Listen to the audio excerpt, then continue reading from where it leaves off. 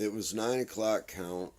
I went to my single man room for count, and I laid down on my bunk. Hey guys, so this is Daryl Paso, and this is his hell testimony. And I will be linking the original video in the description box if you want to check his channel out. But I really wanted to share this here on my channel. In the previous video, the last video I did towards the end, I said that we all need to be thinking about where we are going to go, that you cannot put it in the back of your mind about your eternity. You cannot put it off. You have to be thinking about these things because we are all going to die. There is a heaven and there is a hell. And a lot of churches these days, they might mention heaven, but they really don't give those hell testimonies. They don't give those hell sermons anymore because they're afraid. They don't want to push people away. They need the money. They don't want to mention that. So it's really important that we touch on these things. This is an amazing hell testimony. This man is just like you and I. He comes from the hardships of life. He was in jail when this happened to him, when he was taken to hell. He was on his bunk one night, and this is what happened to him. So I really urge you to listen to this, okay? And to hear him out. Actually, towards the middle or the end, he's really a good artist. He drew what he saw in hell. So you're going to get a picture of what he saw down there. And it's really amazing.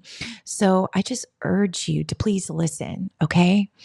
Jesus says that I am the way, the truth, and the life. And no man, no woman, no one comes unto the Father but through me. And where is God?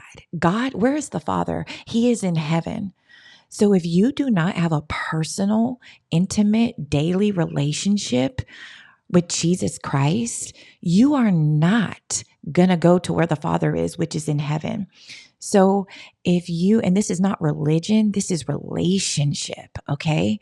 So if you don't live your life for Jesus, for God here on earth, why would you expect to go where he's at when you die, right? So when you get up there on your judgment day, God does not send you to hell. He honors your choice to go there. And people really need to understand that. People really think that God sends people to hell. No, he does not. He honors your choice to go to heaven or to go to hell based on how you lived your life here, whether you lived it for God or not, whether you lived it for Jesus or not, or if you were living it for yourself and for Satan down here.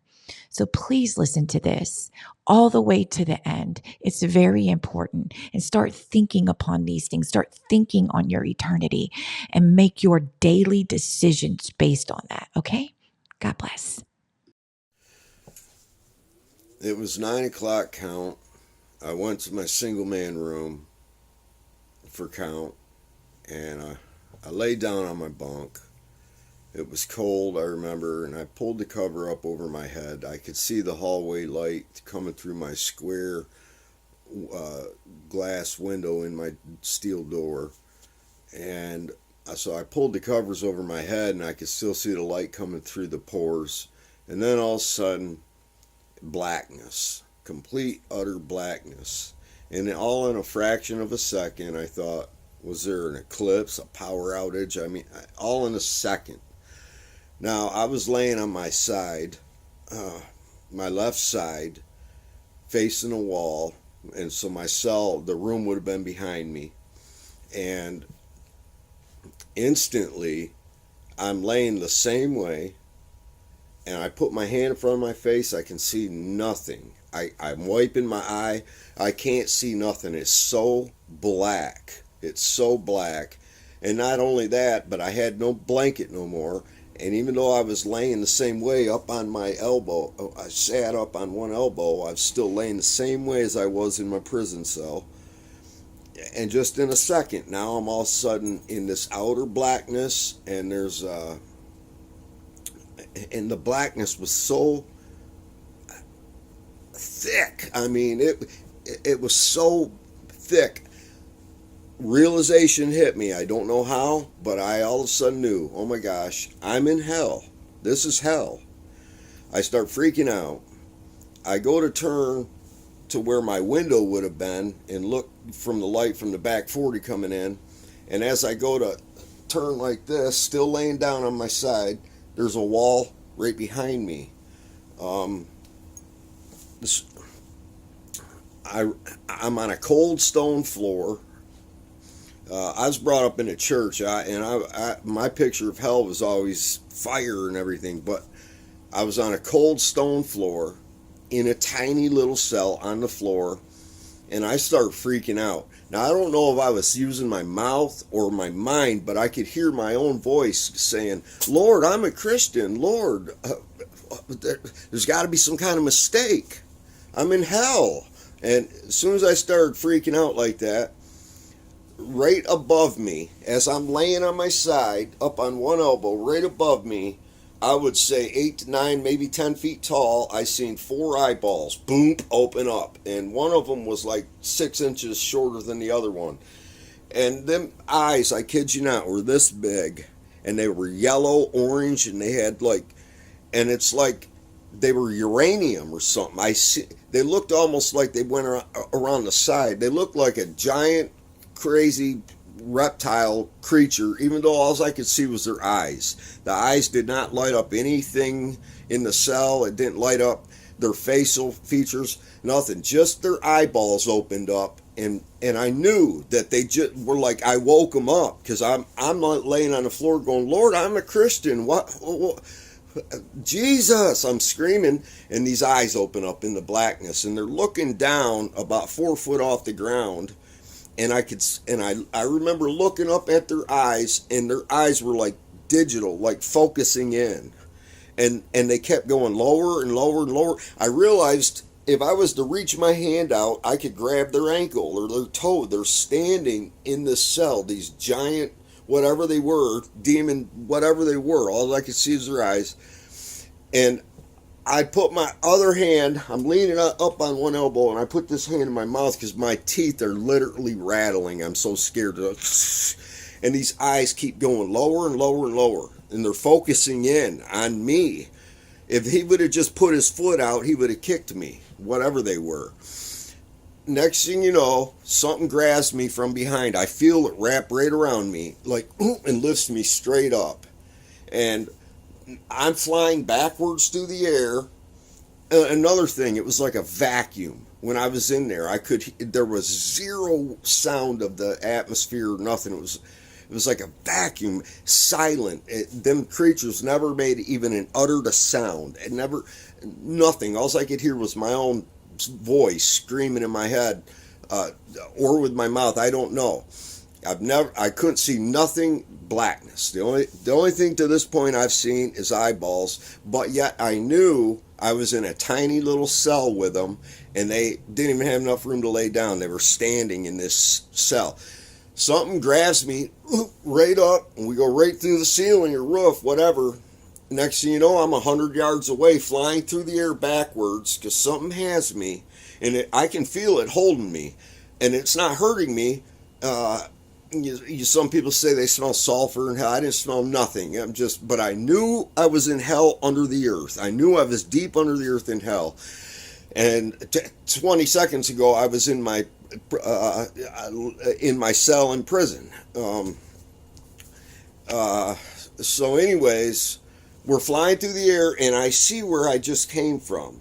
It's all black, but somehow I could see this rectangle prison stretching as far as the eye could see. I could see further, and it was like 4 stories high. It was like a black, medieval look, but I knew that's where I just came from, and there were these huge, like, stone steps going up the front of it, like to the 2nd floor or something, but we kept going away from it. Next thing you know, I can't see nothing again. I feel this thing has me, and then it releases me, and I'm on the ground somewhere. I did a 360. I looked all the way around, and I can't see nothing. Nothing. And I start saying, Lord, I'm thinking in my head, my whole life flashed before my eyes, and I'm thinking, Lord, I went soul winning as a kid. I went to church not one, 3 times. It was Sunday morning, Sunday night, Wednesday evening. I said, Lord, I went to a Christian school till the 7th grade. I pictured a ribbon I got in Sunday school for learning the most verses. All this stuff was going through my head, and my whole life was flashing before my eyes. I said, my mom, my dad, my brothers, I'll never see them again. And you think you know what eternity feels like mentally? No. I felt it. I felt what eternity. I knew I was separated from God. I knew I must have died in my brain aneurysm or something in my cell. I knew I was in hell, and I knew I would never, ever, ever get another chance. And when my senses were so heightened, everything. Next thing you know, as I'm freaking out, that being grabs me from behind again, and it felt like it lifted me maybe 15 feet off the ground, and we start going forward. And off in the distance, I see this little glimmering white light, and I'm leaving a lot of details out. I'm trying to get through this. This ain't my cup of tea doing these. I see this glimmer of light, like a galaxy in the middle of blackness, and we're flying towards it. And the whole time I'm screaming. I am screaming like I've never screamed. God, please, Jesus, I'm saved. What? I could not. I was screaming for him, and the more I was saying good things I've done, the tighter that grip got on me, and the faster we went, until the point where I could feel it like shaking me. It was like shaking me, man, and I still couldn't understand. Now that white thing I seen in the distance, we're getting closer. It's getting bigger because we're getting closer to it. I'm not a very good artist, but I tried to paint it. And the camera shows everything backwards. But as we're coming in, long story short, I seen like this never-ending huge wall miles away in the background. The sky looked maybe like it was 400 feet high, so these blackish clouds. And there was this gigantic pole that would make a redwood look like a toothpick. I kid you not, in the center, with a steel collar around the bottom of it. And I all of a sudden could hear chains like I've never heard before. Chains galore. And, okay, and as we're flying it up to it, higher than them, I could see hundreds of thousands of people from, and they all looked like they had no blood in them. They all looked saggy, drainy, zombie-ish pale white, but I could still tell African American, Chinese, white, I could still tell. And as we're coming closer to them, I cannot tell you the sound they were making. It was like they were trying to scream with their tongues cut out or something. It was like, and you just, it was so terrifying. I was screaming, Jesus! And now we're coming down lower to the outer edge of these people, and I see now about 10 feet away, there's a white guy and an Indian guy, and it's like an invisible hand or a force just parted them, and they and I seen they had everybody was chained together to this huge pole about a mile to the center, and they were all shuffling counterclockwise going around, and I could hear the grind of just hundreds of thousands of people all chained, and they were all screaming and mumbling and moaning. I was the only one screaming for Jesus. They had no hope. They were just, and something parted the outer, a white guy, a little taller than me, and an Indian that looked like, not in nowadays Indian, he looked like maybe 500 years ago or something. Parted them. They were so tight like sardines. Even though they were all naked, you couldn't see private parts or nothing. All their skin was ashen whitish. And I seen little kids, old people, everybody. I seen it all, and they were all walking the same direction in a circle. And something parted these two guys, and they went, ugh. And I knew, and this force had me, it was slowly putting me into that place to be chained with them. And what I didn't tell you is, as I was, before that happened, I was coming up on it, I seen this like thing, it was the only thing that had color. It was, I could tell it was like tethered or chained to the top of this mammoth beam.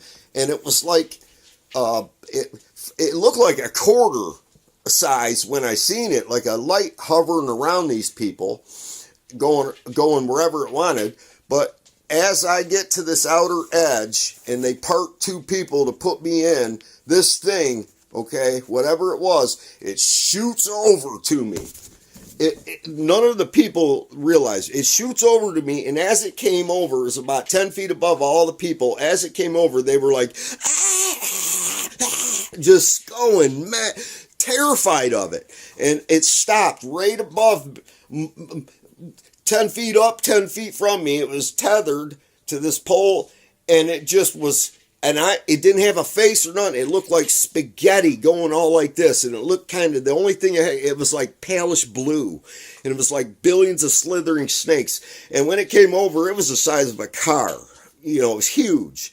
And all the people were they were all just, and I was looking at them, and I was looking at it, like, what's it doing to them? And they were screaming these, so you wouldn't make that sound if you were being skinned alive or burnt to stake. It was horrifying, and it just hovered there, and the whole and now this thing starts to push me into the spot that the invisible between the Indian and the white guy.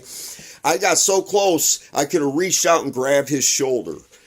None of them looked at me. It seemed like the only thing that noticed me was this thing that came over, and it was hovering there, and it was just looking at me without a face. But I knew it came over because of me, and this being that had me was slowly putting me in my place, and the literal chains were about to come up like snakes and just get me.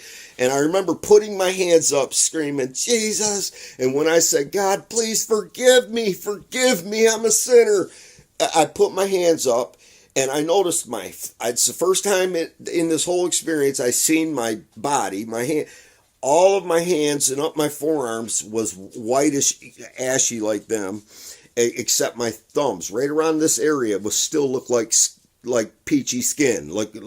And I put my hands up and I said, God, forgive me. Please forgive me. I know I'm a sinner. And as soon as I said that, boom, this force that had me, I felt it let go of me. But I went back only maybe a foot, and I couldn't go no further. It's like it was a force. And I started running, and even though these people were walking in a circle, chained up, when I was running beside them, it looked like it was such a massive group, it looked like a straight line. And I'm running, and people are just, I seen a kid up in front of me get kicked out of the line and then sucked back in like a meat grinder, and oh my gosh, it was so horrible. And I was screaming, God, please make this be a dream. Please make this be a dream. I knew it wasn't a dream. I knew it was a section of hell for lukewarm. I knew that all of these people thought they were saved. I knew it. Just like I did. I knew that and so I'm running. I can feel my feet on hard ground, like blacktop almost, or stone or something. And I'm running into outer darkness, and I'm skipping a lot of stuff. I'm trying to get to, and I come to like I'm feeling, and I feel like the corner of some ruins, and I look around the corner, and I hear this, like somebody's being tortured. It sounded like a painful, like, and it made me feel sorry, but it was so loud, it wasn't. And then the next thing you know, it kept going like, and it went so long that I knew it wasn't human. And I literally put my hand, I was like, Jesus. And I look up, and there's this I'm guessing 100-foot high arched doorway. It looked castle, medieval something, I don't know. But I thought, what on earth could ever open that huge door? And it was, and sticking out from maybe 3/4 of the way up, there was like a stone ruins, like maybe it used to be an awning of or something. But sitting up way up on that was this giant demon or whatever. But it looked like It looked like a white guy with like curly brown hair. You know, when I pictured King David in the Bible, that's who, I don't know what he looked like, but that's what he kind of looked like. That's what I always pictured. And this thing was just sitting up on this Jedi of rock sticking out going, ah, and it was the most horrific. Oh, it was painful. Then it went to just rage. Like the scream would last for like maybe 45 seconds, 60 seconds. And then he'd go, ah, stop. And then he would do it again.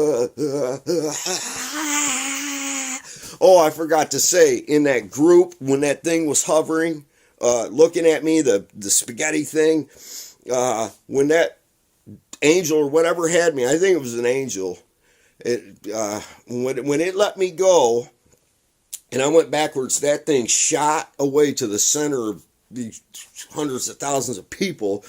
And I'll never forget, as it went across them people, the horrific, horrifying, painful screams these people were making. I can't even try to, I wouldn't even try to embarrass myself trying to act like horrifying. Nothing on earth compares. And I knew I was that person, the two guys in the Bible that pray, one a sinner, a publican, and I always pictured the one as like, I'm not like that guy, you know, but no, he wasn't. He was a guy who went to church, paid tithes, did good deeds, and we do that. He was basically saying, you know, I'm not, like me when I'm praying in prison, well, I'm not a gangbanger. You know, if I sell dope, I don't rip them off or cut it with, stupid. We're all sinners, every last one of us. I don't care who you are or what church you go to. We're all sinners, all of us. And if you don't look at yourself that way and realize that God is so holy and so righteous that even our righteousness is as filthy rags. If you think you're okay because you go to church and you're not a very bad person, think again. If you have to understand, you're a horrible person. You're a horrible person. We are horrible people. Okay? We're all horrible. And we all have to kneel before God and give him our lives. Die to our flesh daily. That's what being saved is. Christ died for our sins. It's not, don't take grace seriously. Man, I came back up, something grabbed me again. I'm skipping all kinds of parts, but it lifted me up and so quick. And I thought, oh my gosh, because this thing that was this. And when we went up past that door and I looked down on that guy screaming, ah, and I know people say with these feather wings of angels, it wasn't like that. It was like giant skin wings or black. They were more like a bat than what you see in and this guy just looked like a white guy, but I could see his back. His jugular vein was that big around, and he's screaming. He's looking up, and it was like, next thing you know, I see like tree roots and dirt, and I sit up in my cell, and it's like 3:00 in the morning, and I know I can tell you how in a minute. When I sat up, I was having a seizure. I couldn't breathe. I was trying to say, Jesus, and my feet and my legs, everything was shaking like, and it's like, oh, I think I died because I was so soaked with sweat and everything. It was a CO came by maybe 15 minutes after and I remember looking at the door light, the hallway night light coming through my glass door, and I did not want to take my eyes off it because I was so afraid. I've never been that afraid in my life. Never. And this cop went by, shines the light, you know, and he keeps going, but then he turned around and came back, and he goes, you all right? You have a nightmare or something? I couldn't even answer him, but he walked off. but I was soaked in sweat. And as soon as I could, I fell onto the floor and I begged God for forgiveness. I begged God I plead with you to beg God for forgiveness. Don't think you're okay because you're not a rapist or a murderer, or, you're not like them, don't, I beg you, please. 2 months later, I had another vision. I was wide awake. It was insane, but I woke up on the side of a mountain and I knew it was heaven. I seen my great grandma who I lived with. It's whole nother story. But man, I tell you what, man, turn to God. Nothing here is worth it. Nothing here is worth it. Hell, it was so real. And I knew that every one of them people thought that they weren't bad people. They thought they were okay. They thought they were okay. I urge you, I beg you, seek God while he can still be found. Because it just breaks my heart that so many people are going there that they don't know it. God bless you.